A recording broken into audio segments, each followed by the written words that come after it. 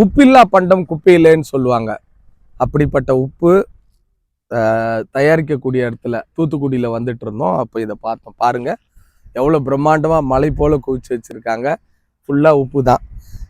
உப்பு பார்த்தீங்களன்னா இயற்கை கொடுத்த ஒரு கிஃப்ட் நம்மளுக்கு.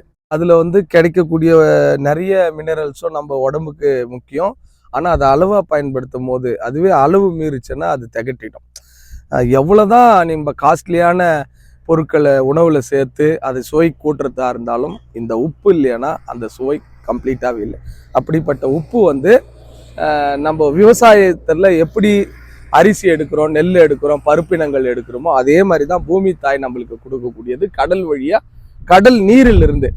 இப்போ நீங்கள் பார்த்தீங்களன்னா உப்பு பாத்தி கட்டி அதுலேருந்து அந்த தண்ணியை, கடல் நீரை வந்து எடுத்து அதை ஆற வச்சு உப்பு அதை எக்ஸ்ட்ராக்ட் டெவலப் ஆகிட்டு இருக்கு பாருங்க சைடில்.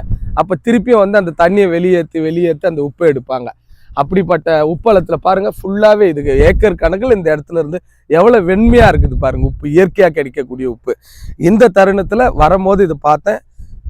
உங்கள் கனிவான பார்வைக்கு எல்லாத்தையும் பதிவு பண்ணணும்னு நினச்சேன், பதிவு பண்ணுறேன். ரொம்ப நன்றி, வணக்கம்.